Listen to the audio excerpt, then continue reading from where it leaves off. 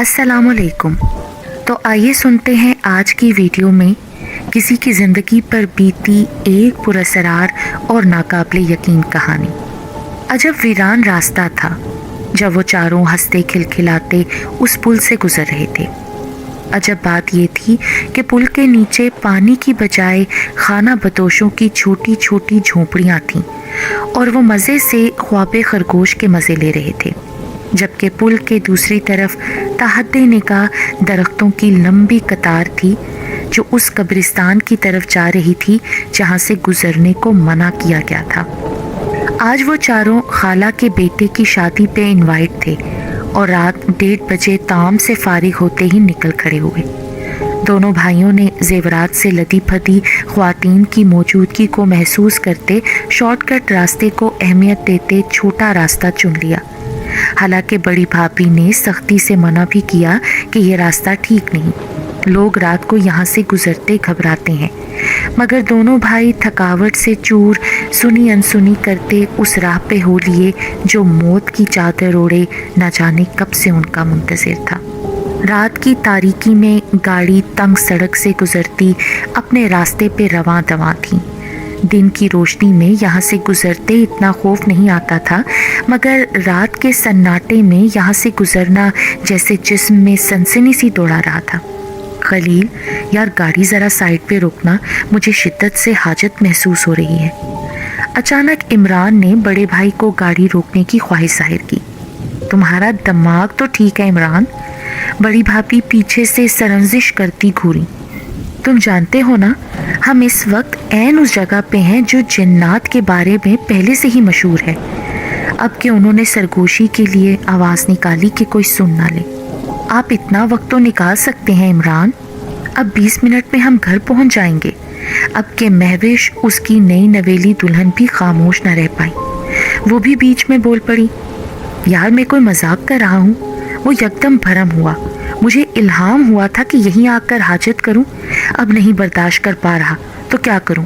वो सीट पे पेट पकड़े सीधा हुआ, हाजत लम्हा ब लम्हा बढ़ने लगी। खलील ने उसके पीले पड़ते चेहरे को देखते गाड़ी की रफ्तार आहिस्ता की और सड़क के दाएं तरफ रोक दी। अच्छा उतरो और ज़्यादा आगे मत जाना, यहीं साइड पे फारिग हो जाओ। ये कहते गाड़ी का शीशा नीचे करते दाएं बाएं देखा।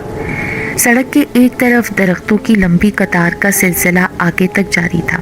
अंधेरे में वो दरख्त नहीं बल्कि देव हैकल जिन लग रहे थे, जबकि दूसरी तरफ चंद फरलांग पर गोरों का पुराना कब्रिस्तान था जहाँ शाज़ो नादिर ही लोग आते जाते थे। सदियों से बंद पड़े इस कब्रिस्तान को दूर से देखने से ही दहशत होती थी। चंद पल के लिए खलील का दिल चाहा कि इमरान को रोक ले, मगर न जाने कौन सी अनजानी ताकत थी जिसने उसे रोके रखा। इमरान गाड़ी से नीचे उतरा और तेज़ी से दरख्तों के झुंड की जानिब लपका। महविश और बड़ी भाभी फिक्रमंदी से उसे जाता देखती रहीं। उसे गए 15 मिनट हो चुके थे और अभी तक उसकी वापसी के आसार दिखाई नहीं दे रहे थे। खलील, देखें इमरान अभी तक नहीं आया। भाभी ने अंधेरे में आंखें टिपटिपाते बाहर देखा। अब तक इसे आ जाना चाहिए था ना। उंगलियों को मसलती वो खौफजदा निगाहों से अब महविश को देखने लगी कि अचानक फिजा में इमरान की दिलखराश चीख गूंजी। वो चीख इतनी खौफजदा और भयानक थी कि दोनों खवातीन चीखने लगीं। खलील को कुछ ना सूझा, गाड़ी का दरवाज़ा खोला और बगैर सोचे समझे उस चीख की जानिब सर पर दौड़ पड़ा जहां इमरान दरख्तों के झुंड में बेहोश अकड़ा पड़ा था। रुकैया बेगम इशा की नमाज पढ़ के सो गई थीं। धड़ धड़ दरवाज़ा बजने की आवाज़ पे हड़बड़ा के उठ बैठी। वो घुटने के दर्द की वजह से भांजे की शादी पे नहीं जा सकी थी। दोनों बेटों और बहुओं को भेजकर पोती के साथ घर पे रहीं, मगर रात के 2:30 बजे यूं दरवाज़ा पीटने पे वो खौफजदा सी बाहर निकली, जहां दोनों बहुएं खौफ से पीली पड़ी खड़ी थीं, जबकि खलील गाड़ी से इमरान को ऐसी हालत में निकाल रहा था कि उसकी आंखें ऊपर को चढ़ी हुई और जुबान तालू से चिपकी पड़ी थी। क्या हुआ मेरे बच्चे को? वो यकदम घबरा गई। खलील सहमे अंदाज में माँ को देखते इमरान को गोद में उठाए अंदर दाखिल हुआ और उसे सोफे पे लिटा दिया। इमरान इस कदर अकड़ चुका था कि देखने में वो एक अकड़ी हुई लाश की सूरत दिखाई दे रहा था। رقیہ بیگم روتے اس کے قریب بیٹھ گئیں جبکہ خلیل انہیں ٹوٹے الفاظ میں رداد سنانے لگا۔ جب تم لوگ جانتے تھے کہ وہ راستہ ٹھیک نہیں تو کیوں ادھر سے گئے؟ رقیہ بیگم اب کے پھٹی۔ جاؤ مسجد سے مولانا صاحب کو بلاؤ، اس سے پہلے کہ میرے بچے کو کچھ ہو جائے۔ وہ عمران کا ہاتھ تھامے رونے لگی۔ خلیل جلدی سے اٹھا کے بھاگ کے مولانا صاحب کو لے آئے کہ عمران نے جھٹ سے آنکھیں کھول دیں، مگر وہ آنکھیں عمران کی نہیں تھیں۔ لال انگارہ آنکھیں جیسے دو کوئلے دہکا کے رکھ دیے گئے ہوں۔ کہاں جا رہے ہو؟ اس کی چنگاڑتی آواز پہ وہاں بیٹھے چاروں کا دل دہل گیا۔ آئندہ اگر کوئی عامل اس گھر میں آیا یا تم لوگ اس کے پاس گئے تو ہم اس لڑکے کا گلا دبا دیں گے، اس کو ایک لمحے کے لیے بھی سانس لینے نہیں دیں گے۔ وہ ساکت نظریں سامنے مرکوز کیے بھاری پراسرار آواز میں بولتا رہا۔ آپ کون ہیں اور میرے بیٹے کو کیوں جکڑ لیا ہے؟ مہربانی سے اسے چھوڑ دیں، آپ کو اللہ کا واسطہ۔ رقیہ بیگم روتے اس اندیکھی طاقت کے قدموں میں گری۔ نہیں، ہم اسے اب نہیں چھوڑیں گے۔ تم نہیں جانتی، ہم کھانا کھا رہے تھے، اس نے ہمارے کھانے پہ حاجت کر دی۔ اب اسے ہمارے قہر سے کوئی نہیں بچا سکتا، کوئی بھی نہیں۔ وہ اندیکھی طاقت سخت غصے کی حالت میں دکھائی دے رہی تھی۔ اب یہ ایسے ہی رہے گا، ایک زندہ لاش کی صورت میں۔ صوفے پہ مکہ مارتے عمران تیورا کے نیچے گرا، اس کے ناک اور منہ سے خون بہنے لگا۔ رقیہ بیگم اور خلیل کے ہاتھوں کے طوطے اڑ گئے، جبکہ مہوش اور بڑی بھابھی دہشت اور خوف سے آڑے ترچھے ہوتے وجود کو تڑپتے دیکھ رہی تھی۔ اندیکھی طاقت کی دھمکی سے سبھی گھر والے خوف زدہ ہو گئے تھے۔ عمران کو یوں ساکت پڑے دیکھ کر اس کا علاج نہ کرنا اس سے بھی بڑا ظلم تھا۔ علاج کے بغیر اس جن یا چڑیل سے جان چھوٹنے والی نہیں تھی۔ رقیہ بیگم صبح ہی صبح برقع پہنے نکل گئیں۔ آخر ماں تھیں، کب تک جوان بیٹے کو یوں تڑپتے دیکھتی؟ محلے کے مولانا ایک پختہ عمر کے شخص تھے۔ سر پہ سفید ٹوپی پہنے اپنی باریش داڑھی پہ ہاتھ پھیرتے انہوں نے رقیہ بیگم کی بات بڑے تحمل سے سنتے ہی کچھ پڑھنا شروع کیا۔ ان کے ہونٹ ہل رہے تھے مگر کچھ سمجھ نہیں آ رہی تھی کہ وہ کیا پڑھ رہے ہیں۔ پھر یکدم انہوں نے آنکھیں کھولتے رقیہ بیگم کو بھرمی سے دیکھا۔ تم جانتے ہو بی بی، تمہارے بیٹے نے کیا کیا ہے؟ اگر ہمارے ساتھ کوئی ایسا کرے تب ہم انسان بھی فوراً اسے سزا دینے پہ تل جائیں گے نا۔ وہ دائیں بائیں سر ہلاتے غصے سے گھورے۔ مولانا صاحب، آپ تو جانتے ہیں عمران ایسا بالکل نہیں۔ وہ ہکلائیں۔ نہ جانے کیسے راستے میں اتر کے اس سے یہ غلطی سرزد ہو گئی۔ کچھ کریں مولانا صاحب، اللہ کے بعد اب آپ ہی اسے ٹھیک کر سکتے ہیں۔ وہ ہاتھ جوڑے رونے لگی۔ تم نہیں جانتی بی بی، اس جن کا تعلق کس قبیلے سے ہے، انتہائی ضدی اور ہٹ دھرم۔ اسے ٹھیک کرنا تو دور کی بات، اسے نکالنا بھی آسان نہیں۔ وہ ششو پنچ میں پڑے کچھ سوچنے لگے۔ بی بی، تم ایسا کرو، ابھی جاؤ، میں اثر پڑھ کر آؤں گا، تب تک کوئی حل بھی سوچ لوں گا۔ لیکن مولانا صاحب کچھ دے تو دیں، کوئی تعویذ وغیرہ کے بیٹے کو پہنا سکوں۔ رقیہ بیگم خالی ہاتھ نہیں جانا چاہتی تھی۔ او بی بی، کچھ جانتی بھی ہو، تعویذ لے کر جانا مطلب سارے خاندان کی زندگی داؤ پہ لگانا۔ ابھی ایسے ہی جاؤ تاکہ اسے معلوم نہ پڑے کہ تم یہاں آئی ہو۔ اگر کچھ لے کر گئیں تو تم سوچ بھی نہیں سکتی کہ وہ کیا کر سکتا ہے۔ یہ کہتے ہی انہوں نے رقیہ بیگم کو جانے کا اشارہ کیا۔ وہ اٹھی اور نڈھال اور کمزور قدموں سے حجرے سے باہر آ گئیں۔ رقیہ بیگم نہایت شریف اور حیادار خاتون تھیں۔ شوہر کی وفات کے بعد وہ اپنے دونوں بیٹوں کے ساتھ پرسکون زندگی گزار رہی تھیں۔ بڑے بیٹے کے لیے وہ اپنی بھانجی بیاہ لائیں، جبکہ عمران کی شادی کو ابھی صرف 3 ماہ ہی ہوئے تھے کہ اس پریشانی نے ان کی راتوں کی نیند اڑا دی۔ سبھی جانتے ہیں شر یا شیطانی قوتیں بیت الخلاء جیسی ناپاک جگہوں سے انسانوں پر حملہ آور ہوتی ہیں، مگر مقدس دعائیں ایسی شیطانی قوتوں سے نمٹنے کا مؤثر ہتھیار بھی ہیں۔ بڑے بزرگ اسی وجہ سے سنسان اور بے آباد جگہوں پہ جانے سے سخت روکتے رہتے ہیں، مگر انسان اپنی لاپرواہی اور ترقی کے خمار میں ان باتوں سے انکاری ہو کر خود کو نقصان پہنچا لیتا ہے، جس کا خمیازہ اس کا خاندان تا عمر بھگتتا رہتا ہے۔ عصر کی نماز کے بعد رقیہ بیگم شدت سے مولانا صاحب کی منتظر تھیں۔ 24 घंटे से इमरान की हालत हनूज वैसी ही थी। बेहिस्सो साकित लेटा छत पे नजरें मरकूज किए दुनिया और माफिया से बेखबर। काश मैं इसे बाहर निकलने न देता। आप जानती हैं अम्मी, मुझे रात का सफ़र पसंद नहीं, और ख़ास तब गाड़ियों की आमदोरफ्त जहाँ ना होने के बराबर हो। न जाने कैसे गाड़ी उस रास्ते पे मोड़ बैठा। खुद को मोरद इल्ज़ाम ठहराता खलील दुख से निढाल आज़र्दगी से अपनी माँ से कह रहा था, बस बेटा, किस्मत में जो दुख या परेशानी आनी होती है बता के आती तो नहीं। अगर पहले बता कर आती तो उसे ठीक ना कर लेते। रुकैया बेगम ने ठंडी आह लेते बाहर दरवाजे पे देखा। उनकी आंखों से परेशानी टपक रही थी। बस एक बार इमरान ठीक हो जाए, आइंदा ऐसी गलती दोबारा नहीं करूँगा। वो तकरीबन रो देने को था। तेज़ खुशबू के झोंके से दोनों ने चौंकते सर उठाया। मौलाना साहब अंदर दाखिल होते उनके सामने आन खड़े हुए। शुक्र है आप आ गए। रुकैया बेगम जल्दी से खड़े होते सलाम बजा लाई। खलील ने भी उनकी पैरवी करते उन्हें सलाम किया। इमरान किस कमरे में है? मुझे फ़ौरन वहाँ ले जाओ। बगैर बैठे उन्होंने जल्दी से पूछा। ऊपर कमरे में मौलाना साहब, खलील ने कहते जल्दी से कदम बढ़ाए। मौलाना साहब ने भी उसकी पैरवी में कदम बढ़ाए। पीछे मुड़कर देखते हुए कहा, बीबी, घर की औरतों से कह दो कि एक कमरे में चली जाएं और तब तक बाहर मत निकलें जब तक मैं ना कहूँ। तेजी से कदम बढ़ाते उन्होंने ताकीद की। रुकैया बेगम वहीं से घूमी और बहुओं और पोती को लिए अपने बेडरूम में चली गई। दरवाजे की चड़चड़ाहट से उसने झुका सर ऊपर उठाया। बहुत खुश दिखाई दे रहे हो मौलाना। दरवाज़ा खुलते ही सामने बैठे इमरान ने तंजिया फिक्रा उछाला। वो जो 24 घंटे से होशो खुर्द से बेगाना था, अब मज़े से बैठा था जैसे कुछ हुआ ही ना हो। खलील उसे हैरानगी से देखने लगा। हाँ, बात ही कुछ ऐसी है बरखुरदार। आज अजब खजाना हाथ लगा है। मुझे तो बड़ी खुशी हो रही है। हाँ, अलबत्ता तुम्हारे लिए परेशानी की बात है। मौलाना साहब भी मुस्कुराते हुए बोले।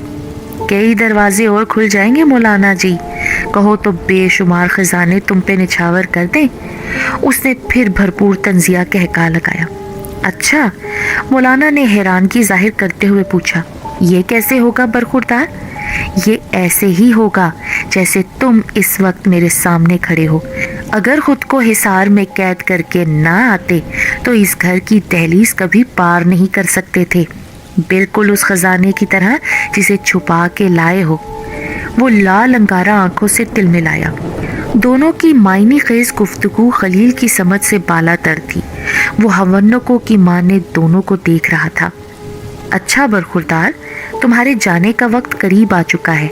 अब बेहतर है तुम अपने जाने की तैयारी करो। चलो शाबाश। ये कहते ही मौलाना साहब ने हाथ में पकड़ी बोतल खोलते पानी हाथ में डाला। अच्छा भाई, अब तो जाने की तुम तैयारी कर ही लो। बहुत परेशान कर लिया तुमने। मौलाना साहब ने उसे घूरते हुए कहा। मौलाना, ये तुम ठीक नहीं कर रहे। मेरे रास्ते में मत आ, मैं कह देता हूँ। वो धाड़ा। तुम मुझे अच्छे से जानते नहीं मैं कौन हूँ। किसी भी जिस्म में दाखिल होकर तुम्हारा खून कर दूंगा। तब पछतावे के लिए वक्त भी नहीं मिलेगा तुम्हें। वो लंबे लंबे सांस लेते उन्हें खा जाने वाली नजरों से घूर रहा था। खुशफहमी पे कोई पाबंदी नहीं बरखुरदार। अब तुम्हारे साए को इस बच्चे से निकालना मेरी जिम्मेदारी है, और इसके लिए मुझे तुम्हारी रूह को भी हासिल करना पड़ जाए तो पीछे नहीं हटूंगा। ये कहते ही वो पानी मौलाना साहब ने उस पर छिड़क दिया। तुमने मुझे जलाने की कोशिश की मौलाना। वादा करता हूँ इस लड़के को साथ लेकर ही जाऊंगा, छोड़ूंगा नहीं। वो कहते ही चीख उठा, मगर तब तक मौलाना साहब ने डोरी में बंधा तावीज़ इमरान के गले में डाल दिया। इमरान को एक झटका लगा और वो तेवरा के नीचे गिरकर तड़पने लगा, जबकि बाहर का मेन गेट इस धमाके से गिरा जैसे बम फटा हो। चला गया खबीस। मौलाना साहब ने लंबी सांस ली।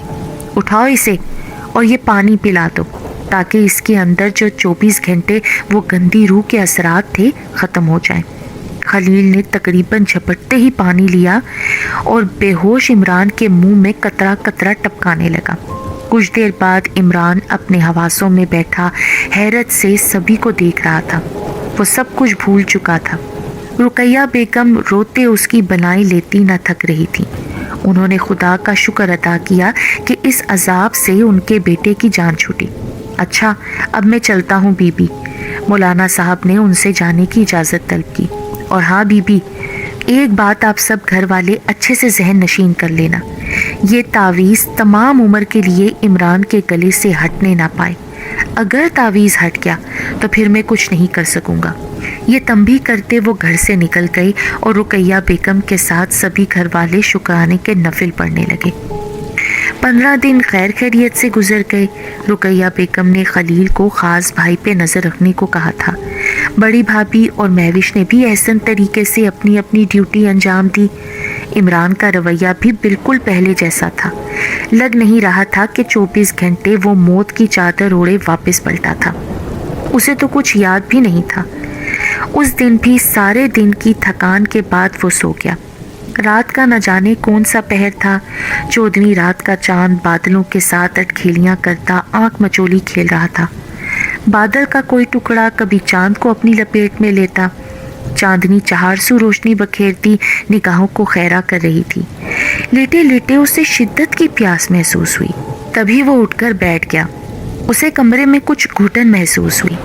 کمرے میں پنکھے کی ہوا کے باوجود اسے گرمی لگ رہی تھی۔ چھت پہ جانے کا سوچا لیکن مہوش کا خیال آتے رک گیا۔ کیا ہوا عمران؟ اسے یوں بیٹھے دیکھ کر مہوش بھی اٹھ کر بیٹھ گئی۔ اسے 15 دن پہلے اس کی حالت یاد آ گئی اور ساس کی نصیحت بھی۔ کچھ نہیں، پیاس محسوس ہوئی تھی، تبھی نیند کھل گئی۔ تم لیٹو، میں پانی پی کر آیا۔ وہ اٹھنے لگا تو مہوش نے اس کا ہاتھ تھامے اسے روکا۔ آپ بیٹھیں، میں لے کر آتی ہوں۔ وہ مسکراتی ہوئی اٹھی اور باہر پانی لینے چلی گئی۔ وہ بھی مسکراتے اپنی پیاری بیوی کو باہر جاتے دیکھتا رہا، جس نے چند دنوں میں اس کے اندر نئے جذبے کو جگایا تھا۔ وہ نہیں جانتا تھا کہ پیار کی دنیا اتنی حسین اور خوبصورت ہوتی ہے۔ شادی کے بعد مہوش کے ساتھ اسے بیتے پل یاد آنے لگے۔ وہ مسکرا اٹھا۔ قدموں کی چاپ پہ اس نے سر اٹھایا تو مہوش ہاتھ میں پانی لیے اسے محبت پاش نظروں سے دیکھ رہی تھی۔ اس نے مسکراتے ہوئے گلاس تھاما تو مہوش اس کے سامنے بیٹھ گئی۔ عمران، مجھ سے کتنی محبت کرتے ہو؟ یہ کیسا سوال ہے مہوش؟ کیا تم نہیں جانتی کہ تم میرے لیے کیا ہو؟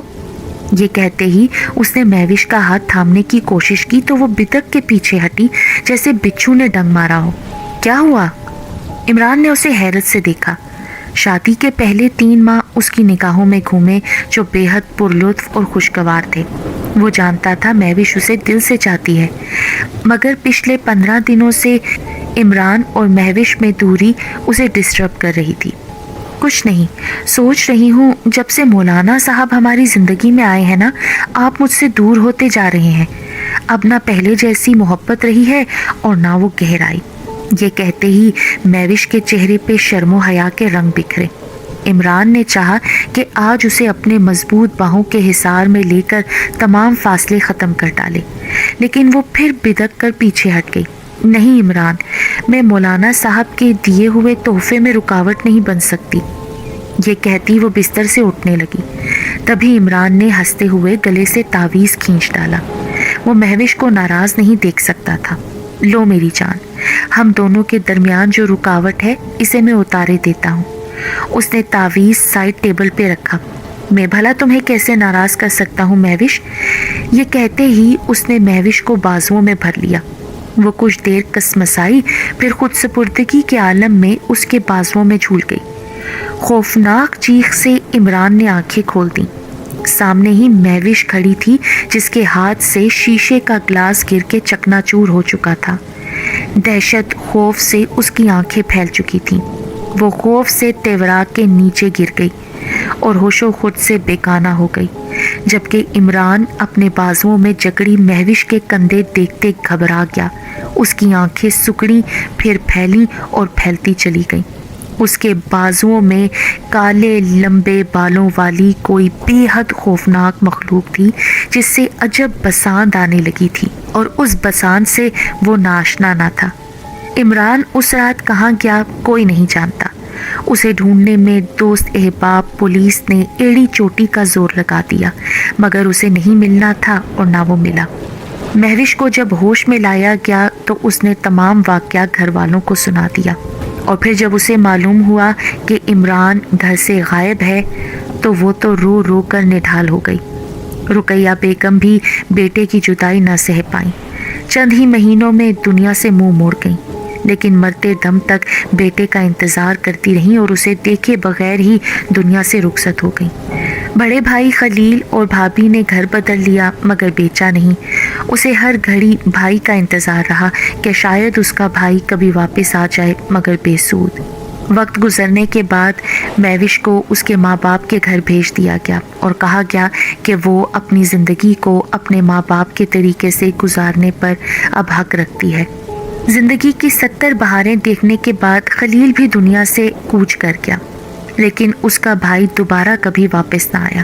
یوں ایک خاندان کا شیرازہ ایک چھوٹی سی غلطی سے بکھر کر رہ گیا۔